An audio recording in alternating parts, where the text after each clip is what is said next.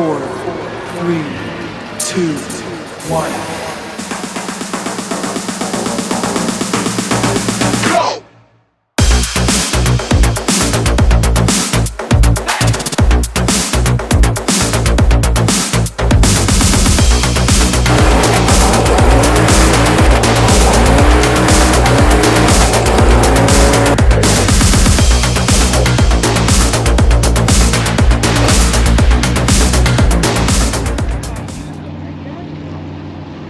Got Darren from Twisted Racing here. How was your first run today this morning? It was, the boat came out of the water, and in the end we loaded the boat, so it was a good run.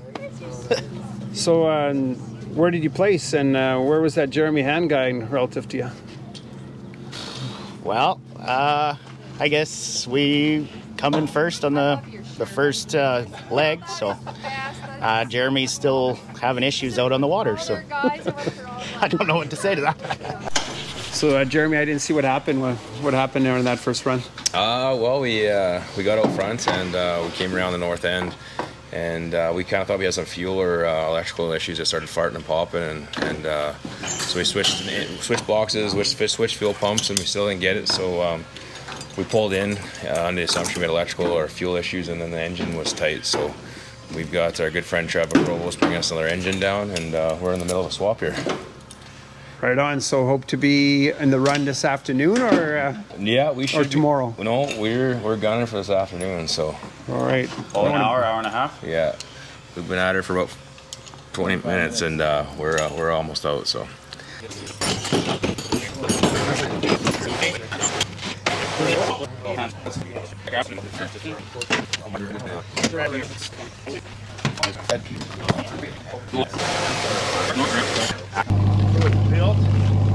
It's carbureted, and it's the CX motor that goes in this race. These are specific engines just to go in these races. Yeah, right on. We'll see you guys in 45 minutes or so. Lap number 6 out there, and Jim, you see this? move the Jeremy Hand boat into the second heat. Mechanic Ted here. How did that change go? Good? Any problems? Okay. Not yet. Oh yeah, that's a good answer. Yeah. You want to pass it to me here? Hey, buddy. Getting fueled up.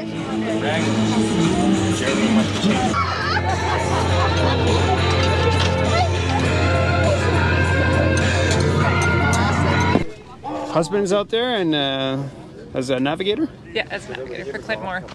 And how are they doing out there? I think they're in second right now, right behind Trapper.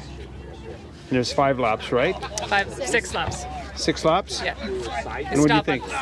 What do you think they're going to do? They're going to catch up this Chopper, you said? Trapper. Trapper. Is he like the known guy out there? I think so. You think so? They got to get him on the inside, I think, but maybe they can pass him. So that GoPro mount on top, is it proven? Oh yeah, it's proven to be a little wiggly there at speed, but Is what at speed? wiggly. Wiggly? Yeah. Because the bars, or? No, there's a lot of wind buffeting there. We're going around 120 some miles an hour at times, and into a big wind like this, everything gets shaken. But yeah, no, we've had some onboard footage from 2019. Had one pointing forward, one pointing back, one on the dash.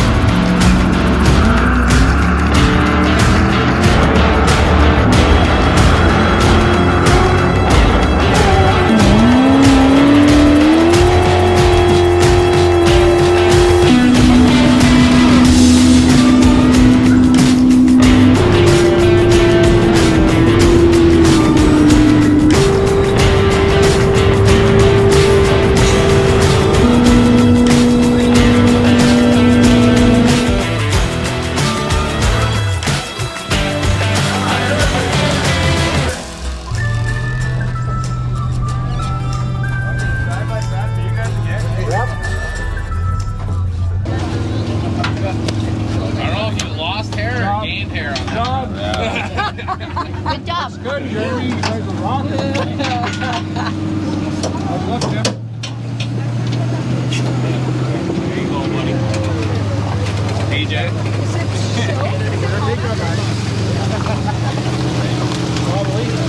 went really good today. Where are you sitting? Or this second heat's gonna? Yeah, we're gonna go into the Watino run tomorrow, and we'll see how it turns out tomorrow. Right on. I think you guys had a 16-second lead after the first run. I was counting about a 6 or 7. You guys trailed, so it's within 10 seconds, Within my 10 guess. seconds, I think. How much? Within 10 seconds. Yeah, that's what I calculate too. It's gonna be a good day tomorrow. It'll be a good day, beauty day. Right on. Yeah. Are you happy with your run, or what would you do different? Should have had a better start, but his road's running good. Because you kind of maintained that same gap the whole way, didn't you? Yeah, and in that dirty water, and he's running good enough. I just couldn't pull him. Tomorrow, another day. Thanks for the show. Yeah, thank you. Okay, day 2 ready to begin. We're with race organizer Félix Bergeron. Pretty tight race in a CX class, eh? Yeah, it always is. Those CX boats are all built very similar. They all use the same engine, and only seconds separate most of them. Well, what I did see yesterday is that Jeremy Han had almost a minute lead in the second race, but he didn't get 0 time. He got like a 33-minute, like a 4-minute penalty or something on the first. Yeah, so what happens is because he didn't finish that first leg, it's called a DNF, and a DNF is basically the slowest boat's time in that class plus 10%. So you end up with a time, but not your exact time, right? Yeah, so that meant he was about 4 minutes behind, and he made up one of those minutes. So if I calculate well, with 2 races left, he's running out of races. All right, what about the other classes? The turbine engine, he's all alone, but he's not running today. He has got damage in his gearbox, so he's out for the day. And what was that, from water debris or else? It's just mechanical failure. It happens at that level of racing. They're not that reliable, right? They're running on the ragged edge of destruction, and sometimes they hold together and sometimes they don't. And tell me about the other 2 classes. You've got the FX class? Yeah, FX class. He's on his own. He's running. Nobody else showed up this weekend for FX boats, so he's on his own, just running time, right? And A class, there's 2 boats running side by side. So this legs is a little bit more technical than what we've seen in the circuit races. The river there's a few places that you can really make up some times, and there's some places you can lose a lot of time. So these 2 legs are a lot more technical. You can see some guys make up a lot of time. The Smoky's smaller, but more rugged than Peach? Yeah, it's narrower, but there is some big water there, some big rapids. So they got to be careful how they get through there. You can get bounced onto the rocks, or you can get a bad bounce and end up killing your motor and going into the water backwards and sinking your boat. So it's a lot more technical. All right, happy with everything so far? Yes, so far so good. We've had a great weekend. Hopefully it continues like that today. Okay, thanks, Félix. Thank you. It's a technical course this morning. The Smoky's a little bit more challenging, so more chance to catch up.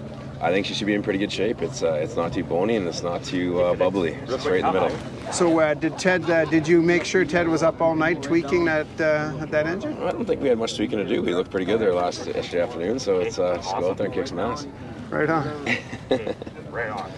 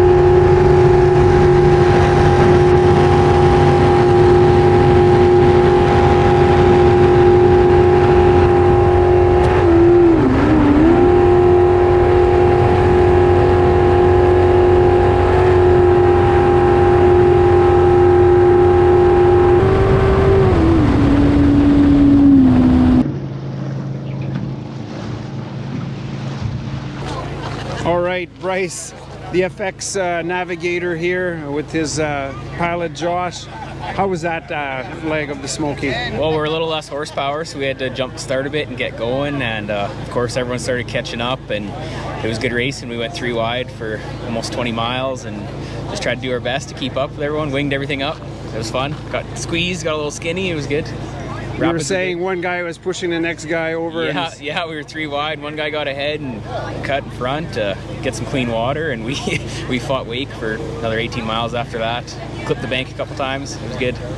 Right on. Looking forward to the ride this afternoon? Absolutely. It was nice and smooth, so we should get some good speeds going down. Same heats, or are they going to shuffle things around? I think we haven't had the meeting yet, but I think we're doing 1 minute apart, so it won't be the mass start. Oh, okay.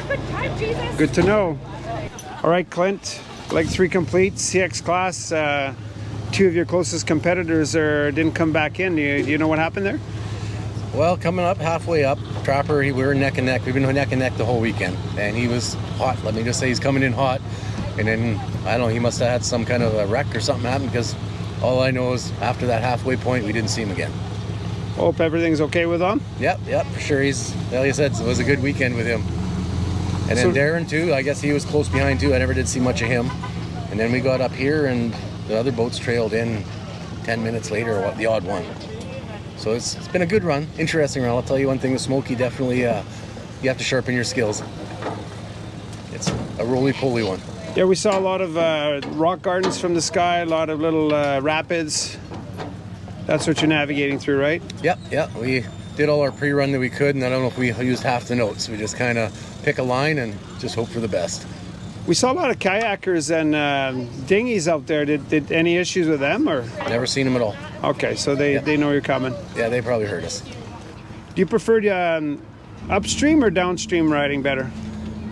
I could say going upstream, I was nervous as all could be. Now that I've done it, going down, I won't be as nervous, but then sometimes those rollers hide then that way too. So I'll definitely have to be on my best, that's for sure. So the helicopter was going 110, would that be miles per hour? How fast are you guys going? Top speed? I'd say we did probably touch 96, 97 coming up. That's what the pilot was guessing. Yeah, and we going down, if we play with our 100, 102, we'll be happy with that. Right on. Thanks for the interview. Good luck this afternoon. You bet, thanks. Chopper, I guess we missed, we were in a helicopter and we got good shots of you. Yeah. Did we distract you and then you went hit a tree or what? No, I got too greedy with the throttle in the rapids. We were just passing Clint and then blew up right there. You went over rocks, I heard. Nope. No? Nope. Oh, it's a motor thing. Yeah, motor. Just blew the motor. Got too greedy. What about the other riders? They're okay too, right? Yeah, everyone's, Darren blew up and Pet Lux, they went for a little ride into the weeds, but everyone's counted for. Well, that's good. Yeah. Good to hear. Yeah. So you're not riding this afternoon? No, we get a free ride down at the speedboat. Pull it back. Well, it's good having you here this weekend and good racing. I think Clint was mentioning he really enjoyed the back and forth with you. Yeah, that was good. That was a good run, 20 miles. We were neck and neck for 20 miles, and he wasn't giving me an inch. No, it was good. Decided to turn it up a gear, and that's what did her in. Yeah, exactly. So, but that's racing. So he's good. Hopefully he can keep it together for going down and hold first place. Tamwood Dale, the race director here. What can you tell me going into the last leg? What do the standings look like? It looks good. The A-class is running fast and clean. Lost a few CX boats on the way up. It's going to be a rough ride down for a lot of guys, but should be interesting. I think Tim has got a pretty good lead on Darin, probably a couple minutes, and then CX is spread out a bit now with losing Trapper Wolsey. He was leading it and lost his motor on the way up. So. I'll go through the order. Unless he doesn't get a good start. What's that? But take your minute, take your start time. Correct. Yep. That's right. Yeah. Right. I'm recording now. Lucky to be with Paul Lavoie today. A collaboration with Paul Lavoie. Wow, lucky me. This is wild.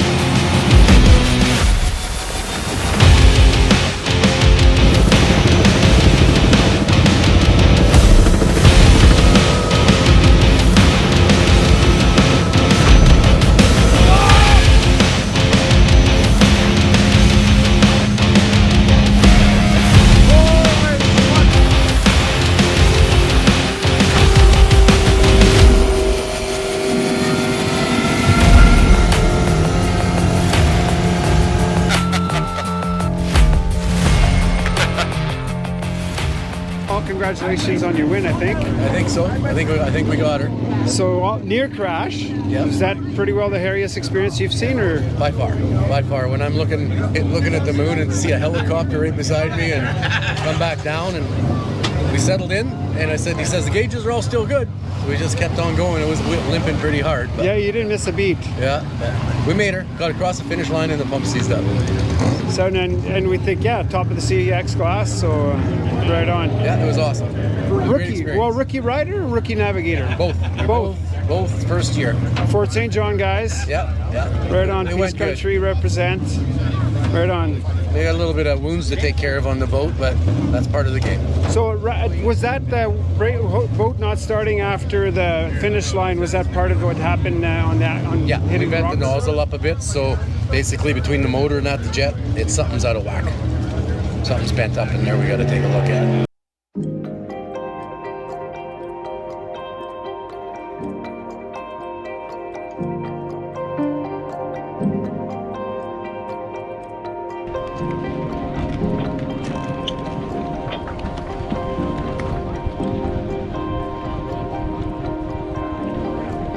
Yeah, that